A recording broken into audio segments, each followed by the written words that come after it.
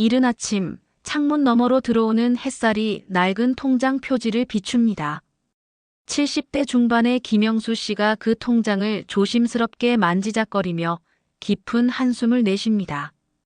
40년간 버스기사로 일하며 푼푼히 모은 돈, 그리고 평생의 터전인 이 집. 이 모든 것을 오늘 아들에게 넘겨주기로 결심했습니다. 여보, 정말 이렇게 하는 게 맞을까요? 아내 순떡 씨가 불안한 목소리로 묻습니다. 그녀의 손은 찻잔을 잡고 있지만 미세하게 떨리고 있습니다. 영수 씨는 아내의 손을 포근히 감싸며 말합니다. 우리 민호가 얼마나 힘든지 알잖아. 결혼하고 애들 키우느라 허리가 휠 지경이야. 부모가 이럴 때 도와주지 언제 도와주겠어. 민호는 그들의 외아들입니다. 35의 나이에 두 아이의 아버지가 된 그는 회사 일에 치여 사는 평범한 직장인이었습니다. 최근 들어 전세값 상승으로 집을 옮겨야 하는 상황에 놓였고 대출 조건도 까다로워 고민이 깊어만 갔습니다. 부모는 그런 아들의 고민을 지켜보며 마음이 아팠습니다. 아버지, 어머니, 정말 괜찮으세요? 이렇게 큰 돈을. 민호가 머뭇거리며 말합니다. 부모님 앞에 놓인 증여 계약서를 바라보는 그의 눈빛이 복잡합니다. 영수 씨는 단호하게 고개를 끄덕입니다. 괜찮다. 어차피 내 거 될 건데 미리 주는 게 뭐가 문제야? 세금도 덜 내고 좋잖아. 행정사 사무실에서의 절차는 생각보다 간단했습니다.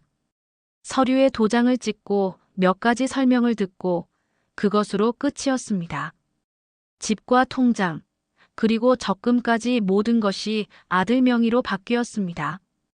영수 씨 부부는 이제 법적으로는 아무것도 소유하지 않게 되었습니다.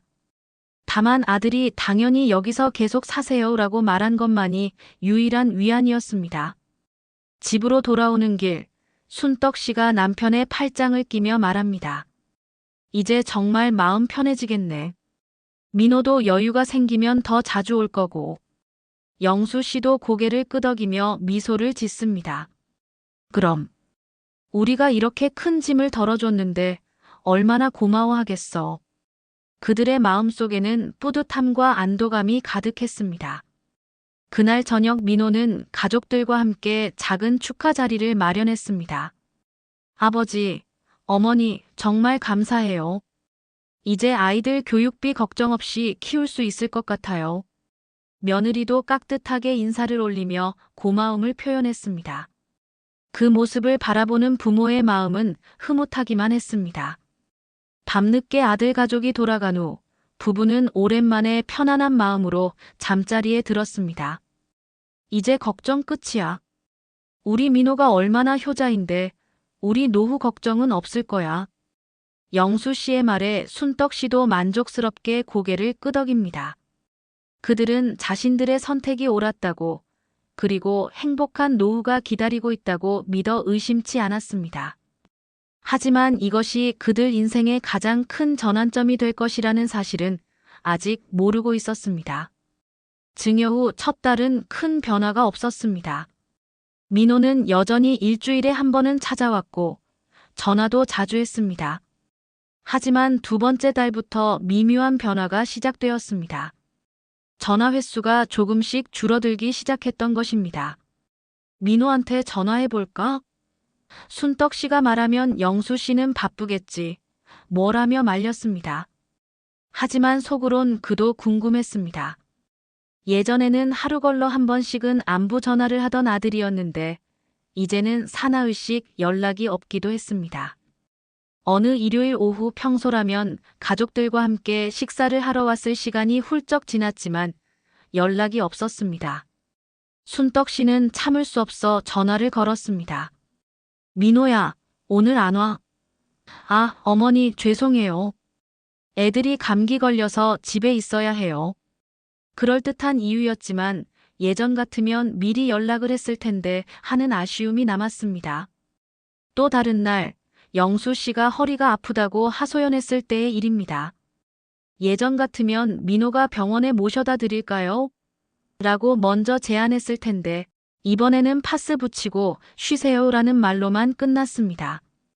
작은 변화였지만 부모의 마음에는 예전과 다른 무언가가 느껴졌습니다.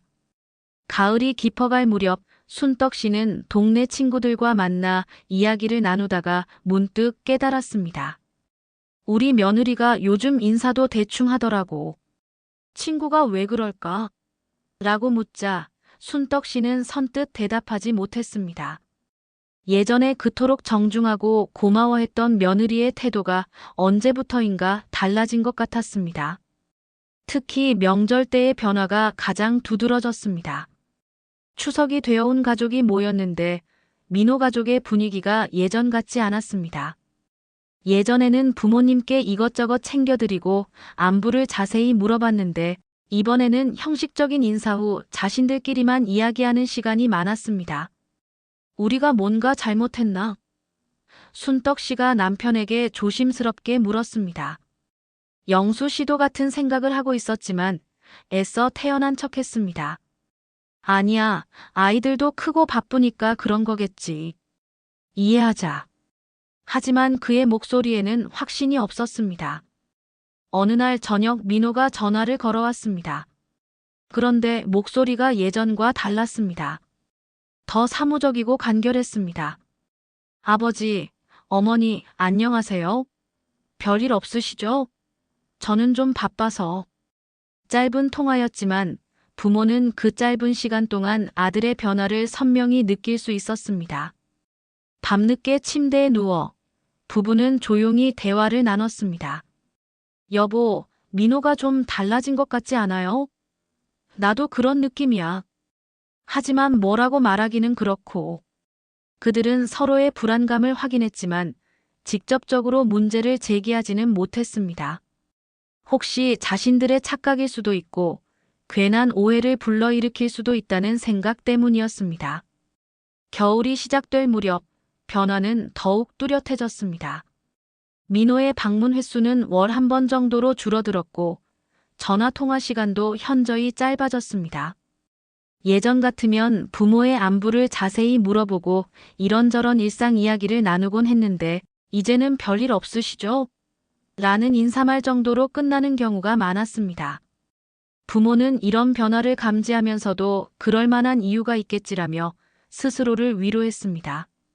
하지만 마음 한편으로는 알 수 없는 서운함과 불안감이 점점 커져가고 있었습니다. 새해가 밝았지만 부모의 마음은 무거웠습니다.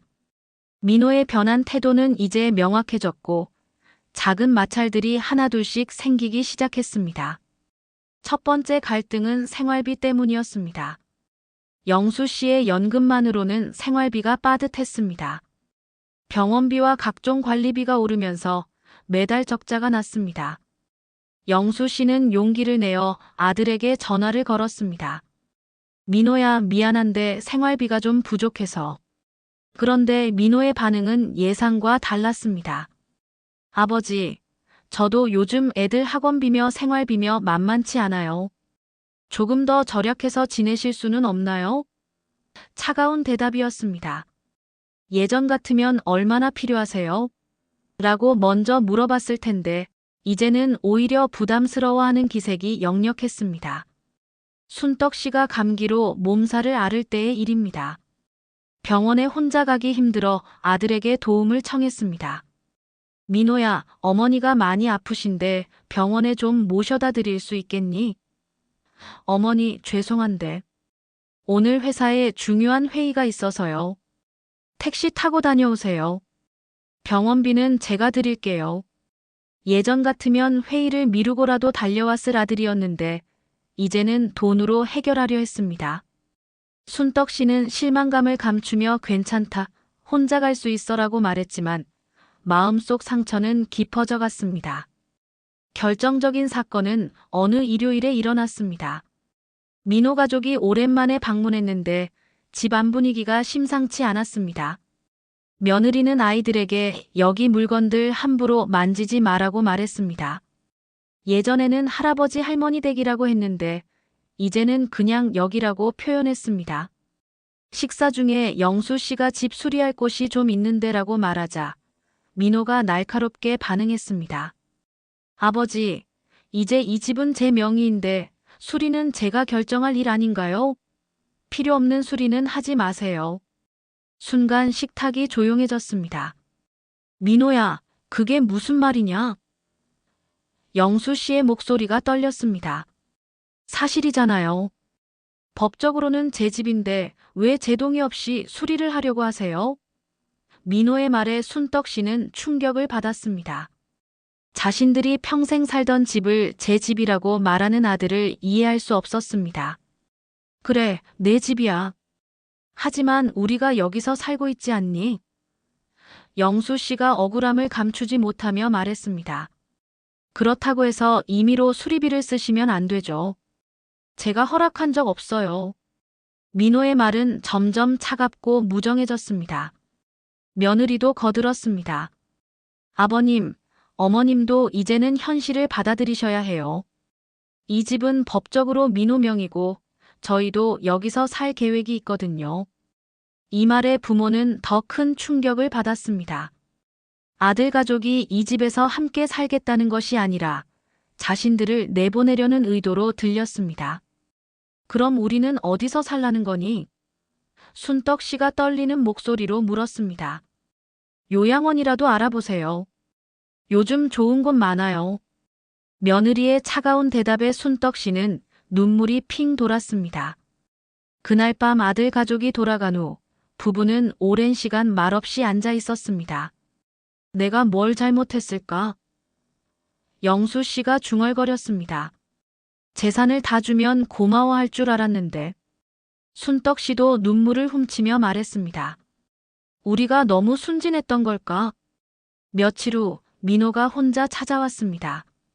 하지만 사과를 위해서가 아니었습니다. 아버지, 어머니, 앞으로는 집안일에 관해서 저와 상의해 주세요. 전기세, 수도세도 제가 내는 거니까 아껴서 쓰시고요. 자신들을 마치 세입자 취급하는 아들의 말에 부모는 할 말을 잃었습니다. 그날부터 집안 분위기는 완전히 바뀌었습니다.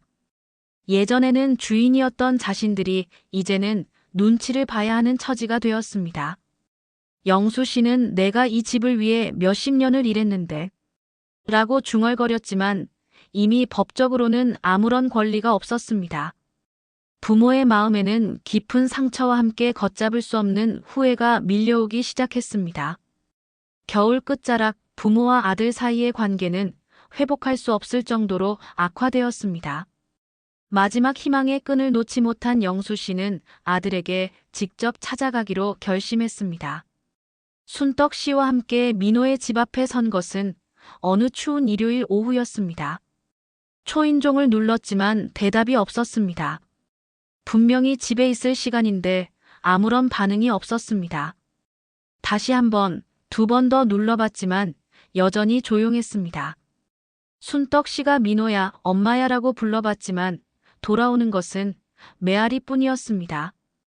1시간을 기다렸습니다. 추운 날씨에 계단에 앉아서 아들이 나타나기만을 기다렸습니다. 이웃들의 시선이 부담스럽기도 했지만 부모는 끝까지 기다렸습니다. 혹시라도 오해가 있었을지, 혹시라도 화해할 기회가 있을지 모른다는 희망 때문이었습니다.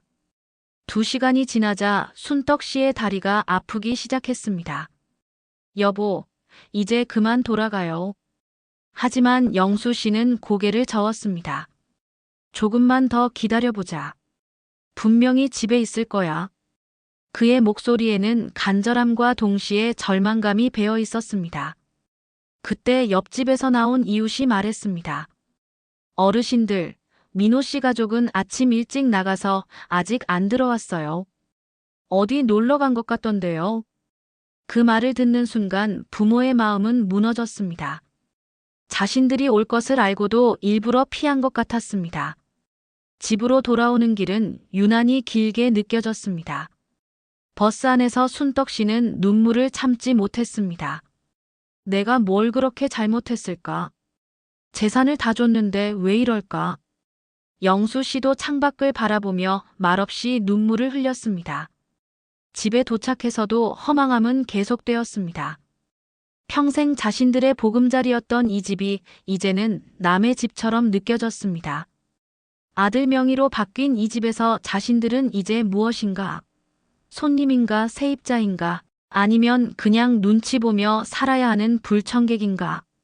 며칠 후 민호에게서 문자 메시지가 왔습니다. 아버지, 어머니, 일요일에 저희 집에 오셨다고 들었습니다. 미리 연락하고 오시면 좋겠어요. 저희도 계획이 있거든요. 차가운 문자였습니다. 예전 같으면 왜 연락 안 하고 왔어요? 라고 전화라도 했을 텐데, 이제는 문자로만 소통했습니다. 영수 씨는 그 문자를 보고 무너졌습니다. 내가 내 아들한테 허락받고 만나야 하는 신세가 됐구나.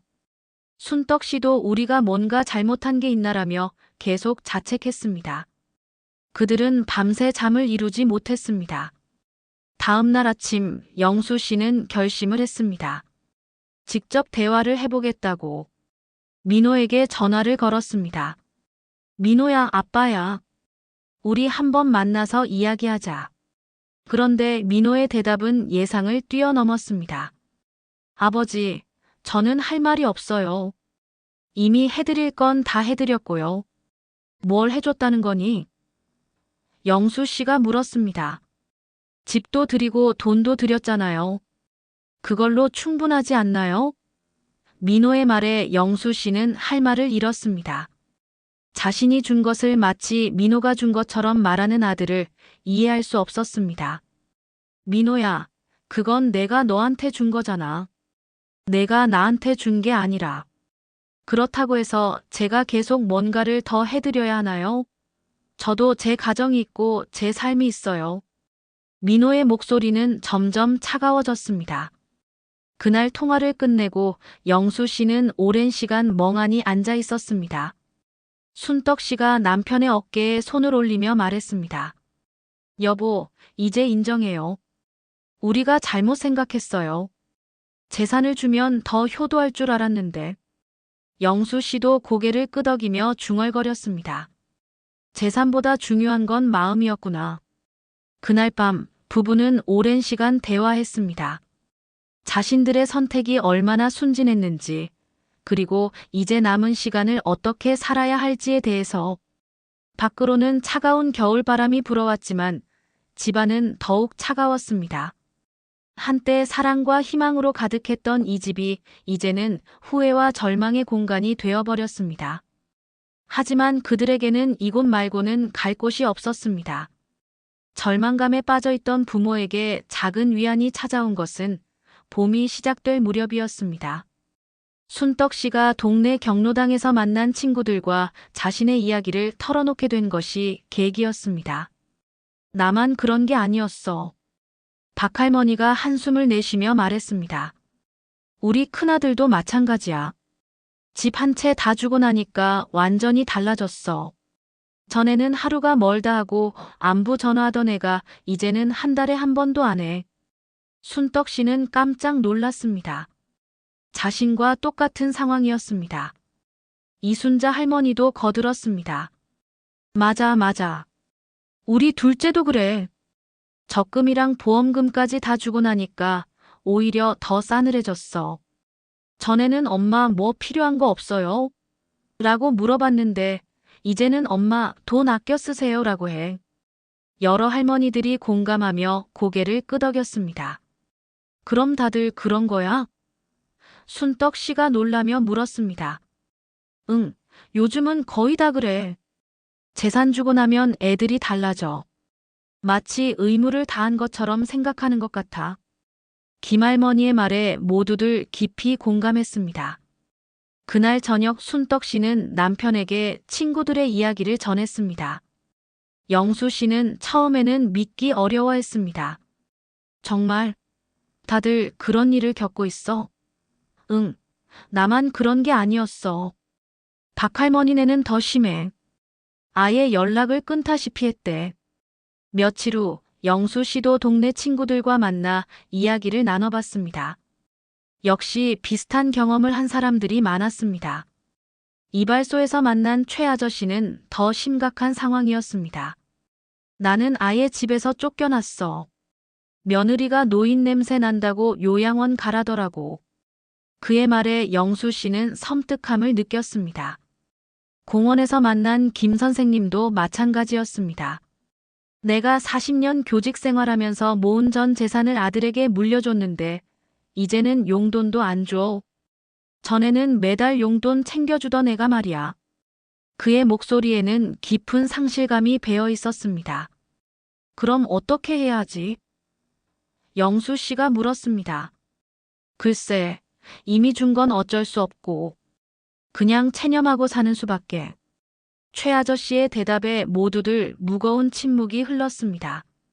그날 밤 집으로 돌아온 영수 씨는 아내에게 말했습니다.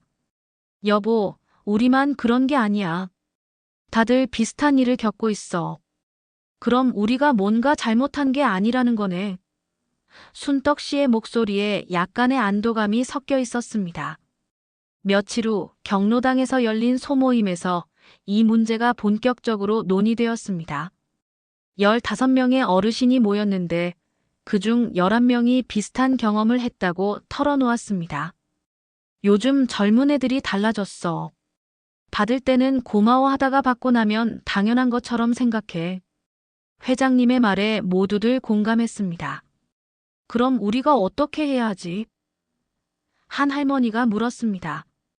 이미 준 건 어쩔 수 없으니까 앞으로라도 조심해야지. 자식들한테 모든 걸 의존하지 말고. 회장님의 조언에 모두들 고개를 끄덕였습니다. 그날 이후 영수 씨 부부는 조금씩 마음의 위안을 찾기 시작했습니다. 자신들만의 문제가 아니라는 것을 알게 되니까 자책감이 줄어들었습니다. 우리가 너무 순진했던 것 같아. 순떡 씨가 말했습니다. 그래, 요즘 세상이 그런가 봐. 예전과는 다른 거야. 동네 친구들과의 만남이 잦아지면서 서로 위로하고 격려하는 시간이 많아졌습니다. 우리끼리라도 의지하며 살자. 맞아, 자식들은 이제 기대 안 하고. 이런 대화들이 오가면서 조금씩 마음의 상처가 아물어가기 시작했습니다.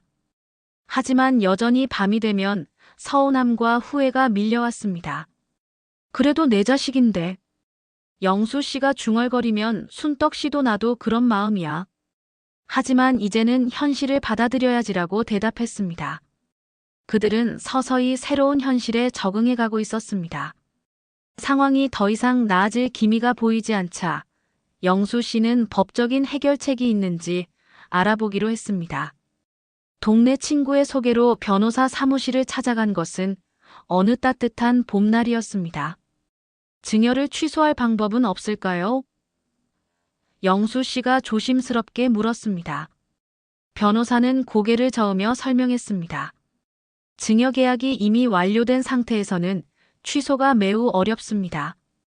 특별한 사유가 있어야 하는데 단순히 관계가 악화되었다는 이유로는 법적으로 인정받기 힘듭니다. 그런 방법이 아예 없나요? 순떡 씨가 불안하게 물었습니다. 증여자에 대한 부양 의무 불이행이나 심각한 배은망덕 행위가 있다면 가능하긴 합니다. 하지만 그것을 증명하기가 쉽지 않고 소송 과정도 복잡하고 오래 걸립니다. 변호사의 설명에 부부의 얼굴이 어두워졌습니다. 소송을 한다면 어떻게 되나요? 영수 씨가 마지막 희망을 걸고 물었습니다. 일단 비용이 많이 듭니다. 변호사 수임료에 법원 비용까지 합치면 상당한 금액이 들어가죠. 그리고 승소 가능성도 높지 않습니다. 부양 의무 불이행을 입증하려면 상당한 증거가 필요한데 현재 상황으로는 어려워 보입니다. 변호사는 계속해서 현실적인 조언을 해주었습니다. 더 큰 문제는 가족 관계가 완전히 파탄날 수 있다는 겁니다. 지금도 관계가 좋지 않은데 소송까지 하면 돌이킬 수 없는 지경에 이를 수 있어요. 그의 말에 부부는 깊은 고민에 빠졌습니다. 그럼 지금 상황에서 우리가 할 수 있는 건 없나요? 순떡 씨가 절망적인 목소리로 물었습니다. 법적으로는 현재 거주권을 주장할 수 있습니다. 증여할 때 거주권에 대한 약속이 있었다면 그것을 근거로 할 수 있어요. 하지만 이것도 명확한 계약서나 증인이 있어야 합니다. 변호사는 다른 사례들도 들려주었습니다. 요즘 이런 사례가 정말 많습니다. 부모가 선의로 증여했는데 자녀들이 태도가 바뀌는 경우 말이에요. 법원에서도 이런 문제가 늘고 있어서 고민이 많습니다. 그의 말에서 이 문제가 사회적인 현상임을 다시 한번 확인할 수 있었습니다. 증여하기 전에 조건을 달 수는 없었나요? 영수 씨가 물었습니다. 물론입니다. 부양조건부 증여나 거주권 보장 조건 등을 명시할 수 있었어요. 하지만 이미 무조건 증여가 완료된 상태에서는 어쩔 수 없습니다. 변호사의 대답에 후회가 더욱 깊어졌습니다. 상담을 마치고 나오는 길에 부부는 말없이 걸었습니다. 법적으로도 별다른 방법이 없다는 것을 확인한 순간 현실이 더욱 무겁게 다가왔습니다. 결국 우리가 너무 성급했던 거야. 영수 씨가 중얼거렸습니다. 며칠 후 변호사가 추천해준 상속 전문가를 만났습니다. 그는 더 구체적인 조언을 해주었습니다. 증여와 상속은 완전히 다른 개념입니다. 상속은 사후에 이루어지지만 증여는 생전의 소유권이 완전히 이전되는 거예요. 그래서 증여받은 사람이 법적인 소유자가 되는 것이고 증여자는 아무런 권리가 남지 않습니다. 그럼 처음부터 상속으로 했어야 하는 건가요? 순떡 씨가 물었습니다. 상황에 따라 다르지만 일반적으로는 생전 증여보다는 유언장을 통한 상속이 더 안전합니다. 유언은 언제든 변경할 수 있고 부양 의무와 연결시킬 수도 있거든요. 전문가는 또 다른 중요한 점을 지적했습니다. 증여는 감정적인 결정으로 하면 안 됩니다. 철저히 법적, 경제적 관점에서 접근해야 해요. 가족이라도 계약은 계약입니다. 조건을 명확히 하고 만약의 경우를 대비한 장치를 마련해 두어야 합니다. 상담을 마치고 집으로 돌아온 부부는 깊은 한숨을 내쉬었습니다. 이제라도 알아서 다행이야. 나중에 다른 사람들한테는 조언해 줄 수 있잖아. 순떡 씨가 애써 긍정적으로 말했습니다. 하지만 두 사람 모두 마음속으로는 이미 늦었다는 생각을 지울 수 없었습니다. 법적인 구제책이 거의 없다는 현실 앞에서 그들은 이제 완전히 다른 방식으로 남은 인생을 설계해야 한다는 것을 깨달았습니다. 법적인 해결책이 없다는 것을 확인한 후 영수 씨 부부는 깊은 후회와 함께 현실을 받아들이기 시작했습니다. 특히 밤이 되면 후회의 감정이 더욱 강해졌습니다. 돈은 줬어도 마음은 빼앗기지 말걸. 영수 씨가 침대에 누워 천장을 바라보며 중얼거렸습니다. 옆에 누운 순떡 씨도 잠들지 못하고 있었습니다. 여보 말이 맞아. 우리가 너무 순진했어. 재산을 주면 더 효도할 줄 알았는데. 며칠이 지나면서 두 사람은 자신들의 실수를 하나씩 되돌아보기 시작했습니다. 생각해보니까 조건을 달 걸 그랬어. 부양 조건이라도. 영수 씨가 말했습니다. 맞아. 변호사 말로는 그런 조건부 증여도 가능했다면서. 순떡 씨도 동의했습니다. 하지만 후회만 하고 있을 수는 없었습니다. 현실적으로 생활비 문제가 심각했습니다. 영수 씨의 연금만으로는 생활이 빠듯했고 병원비며 각종 관리비가 부담이 되었습니다. 이제라도 뭔가 해야 해. 영수 씨가 결심했습니다. 첫 번째 변화는 생활 방식을 바꾸는 것이었습니다. 불필요한 지출을 줄이고 알뜰하게 살기 시작했습니다. 순떡 씨는 동네 마트에서 할인 상품을 찾아다니기 시작했고 영수 씨는 전기료를 아끼기 위해 생활 패턴을 바꿨습니다. 두 번째는 새로운 수입원을 찾는 것이었습니다. 영수 씨는 동네 편의점에서 아르바이트를 시작했습니다. 70대 중반의 나이에 다시 일을 시작하는 것은 쉽지 않았지만 현실적인 필요 때문이었습니다. 나이가 들어도 일할 수 있으면 해야지. 그래야 자식들한테 손 안 벌리고 살 수 있어. 순떡 씨도 집에서 할 수 있는 일을 찾기 시작했습니다. 동네 사람들의 옷 수선을 해주거나 김치를 담가서 파는 일 등을 시작했습니다. 바쁘게 사니까 오히려 마음이 덜 아파. 그녀의 말에는 체념과 함께 새로운 각오가 섞여 있었습니다. 세 번째는 사회적 관계를 새롭게 정립하는 것이었습니다. 자식에게만 의존하던 생활에서 벗어나 동네 친구들과의 관계를 더욱 중요시하기 시작했습니다. 경로당 활동도 적극적으로 참여하고 비슷한 처지의 사람들과 서로 도움을 주고받았습니다. 우리끼리라도 의지하며 살자. 이것이 그들의 새로운 모토가 되었습니다. 아들에게 기대하지 않고 스스로의 힘으로 살아가겠다는 의지였습니다. 물론 마음 한구석에는 여전히 서운함과 아쉬움이 남아 있었지만 현실을 받아들이고 앞으로 나아가기로 했습니다. 네 번째는 건강 관리에 더욱 신경 쓰는 것이었습니다. 병들면 자식들한테 더 부담될 거야. 건강해야 독립적으로 살 수 있어. 영수 씨는 매일 아침 산책을 시작했고 순떡 씨는 요가 교실에 등록했습니다.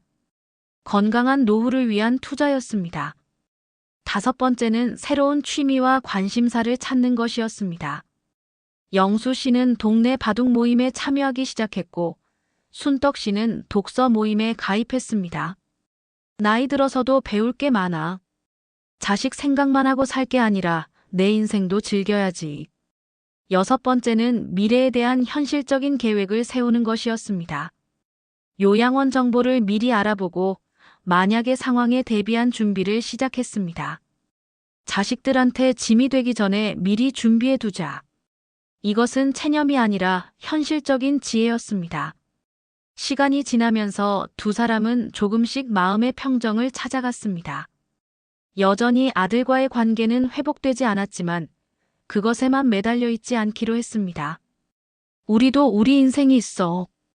자식 뒷바라지만 하고 살 수는 없잖아. 밤늦게 침대에 누워 대화하는 시간이 많아졌습니다.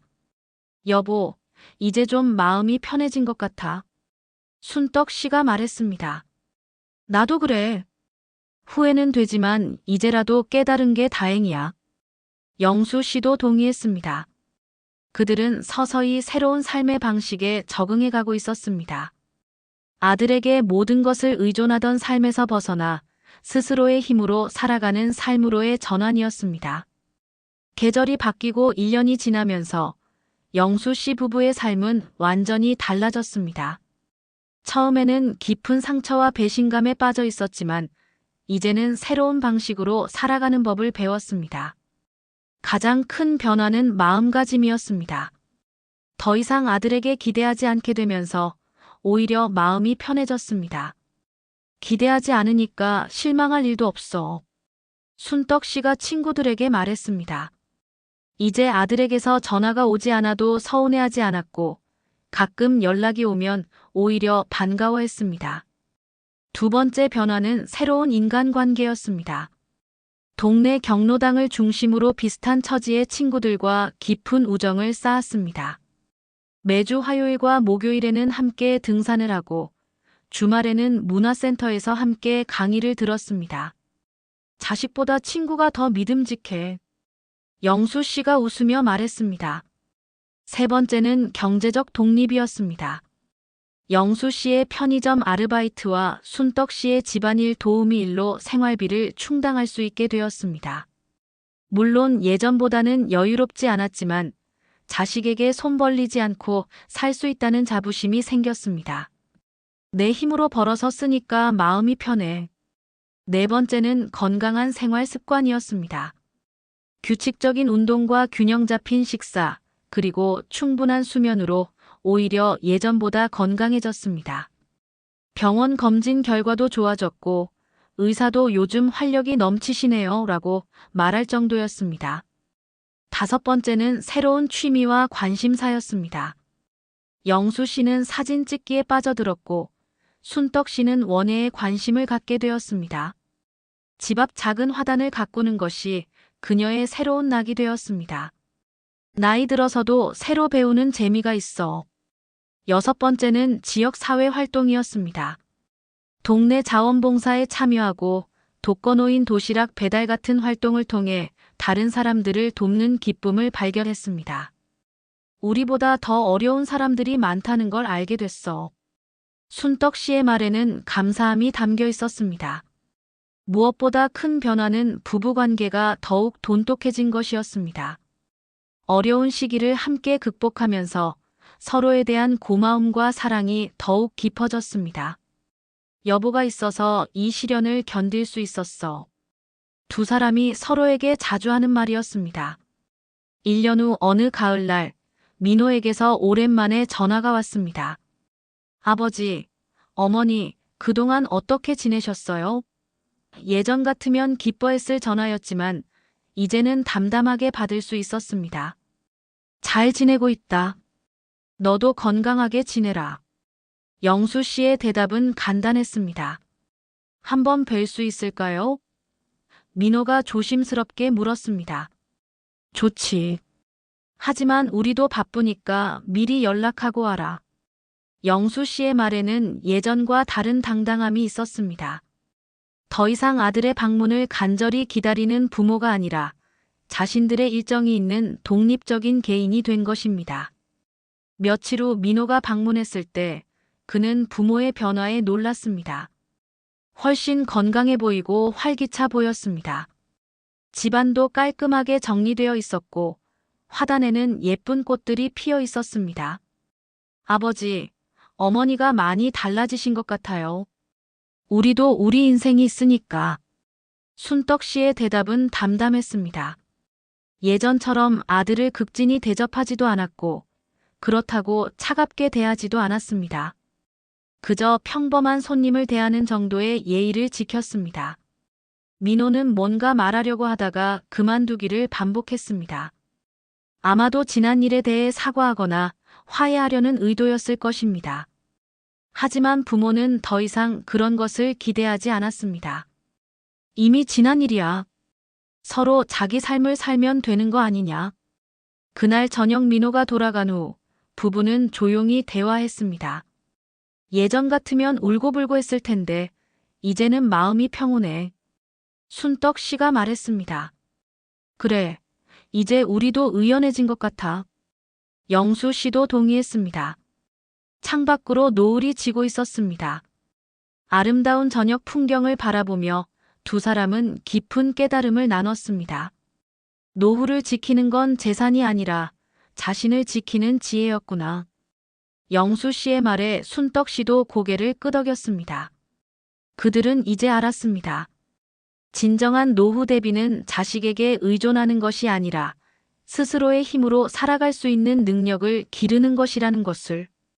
그리고 가장 중요한 것은 어떤 상황에서도 자신의 존엄성을 지키는 것이라는 것을. 배신의 상처는 컸지만 그 상처를 통해 더 강하고 지혜로운 사람이 되었습니다. 이제 그들에게는 두려울 것이 없었습니다. 서로가 있고 건강이 있고 그리고 무엇보다 자신들을 지키는 지혜가 있었으니까요. 석양이 지는 하늘을 바라보며 그들은 새로운 내일을 맞을 준비가 되어 있었습니다.